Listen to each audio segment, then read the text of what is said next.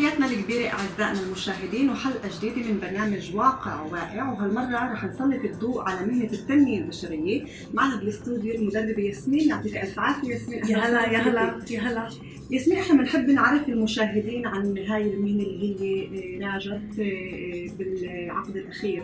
شو يعني التنمية البشرية؟ التنمية البشرية هي إنه كيف تكون إنسان إيجابي. كثير حلو، بس انه انا عشان ادرب حالي بتصور انه لازم يكون في عندي ادوات اليات، وهي سيوله جدا معقده. صح، ما هو يعني مزبوط. فعشان هيك هاي التنمية البشرية بتخليكي هيك ترتبي المكعبات اللي موجودة في راسك لحتى هيك تعرفي تتصرفي صح وتتعاملي صح وبطريقة إيجابية. هل برأيك كل حدا بيقدر يمتهن هاي المهنة ويكون مدرب تنمية بشرية؟ أكيد لا. بمعنى كنت صار مثل لا بمعنى لأنه بده طبع. هذا الموضوع بده طبع، بدك ناس تعرف توقف وتحكي، مش كل واحد بيعرف يوقف ويحكي. لازم يكون في متكلم ولازم يكون في مستمع. تمام. ليش اخترتي التنمية كمسار مهني؟ مساري سوري، المسار هو مسار لحتى يكون في إيجابية زي ما قلت لك، يعني تفكير إيجابي، نفكر صح بطريقة صح هيك. طيب تمام.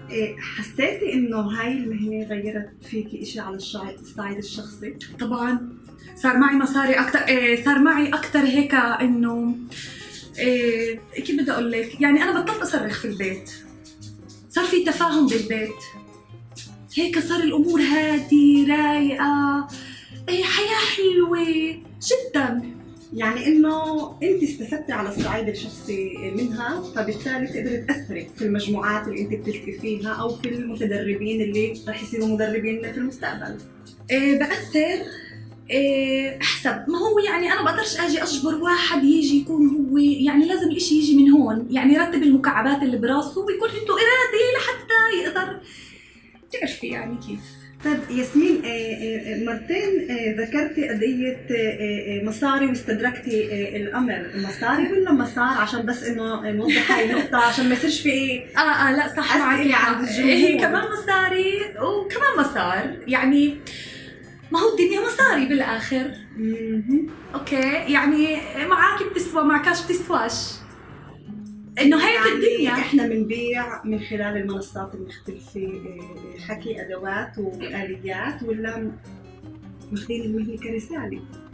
طبعا في رسالة الإيجابية، هاي بتساعدك لكيف تعيشي حياتك اليومية. ركزنا على مفهوم الإيجابية بعنوان كتير عريض وما فتناش على حيثيات الأمور. كتير بيهمني المشاهد يطلع ويعرف ياسمين وين ظهرت، يعني أكيد في سبب اللي خلى هاي المهنة تنولد، وليش وشو أسهمت. إنه ليه لازم نعرف، خلص المهم النتيجة إنه في إيجابية هنا، واللي بده يعرف يروح على جوجل. بس لو سمحتوا ياسمين بنفعش نجاوب جواب انه اللي بده يعرف يروح على جوجل، يعني احنا بس ما هو لحظة، انا عارفه المشاهد يعرف اكثر ويطلع على الامور، يعني معك حق، معك همزة الوصل لا مزبوط، معك حق بس بالدرس هذا انا ما كنتش. ياسمين، بس المفروض انه نحط يعني انه ما هو يعني كيف يعني سالوك هذا السؤال اسا اليوم انت بالمحاضرة إلك حدا بينفع يعطيني جواب؟ او تعال نفوت على جوجل نشوف. طب انا بدي كات بس عشان نتفاهم على هاي النقطة. اوكي طب خلص الغي لي السؤال، مش عارفة. طيب بدنا نبحث مع محرر البرنامج اذا بينفع نلغي.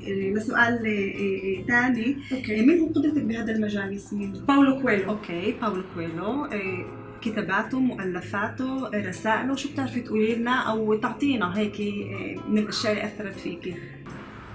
انسان جدا ايجابي.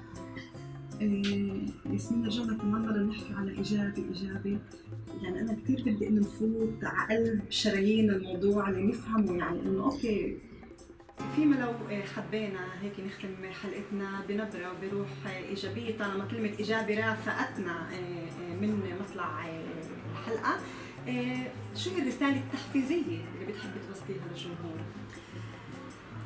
بحب الناس الرايقة اللي بتضحك على طول. يعني أما الناس المتضايقة. تعلمتي تنمية بشرية؟ لا يعني بس توقعت الجواب. اوكي، هاي رسالتنا. انه يعني رسالتنا هي زي ما قلت لك مسار كيف تعملي مصاري، وكمان العنف بمجتمعنا بخف.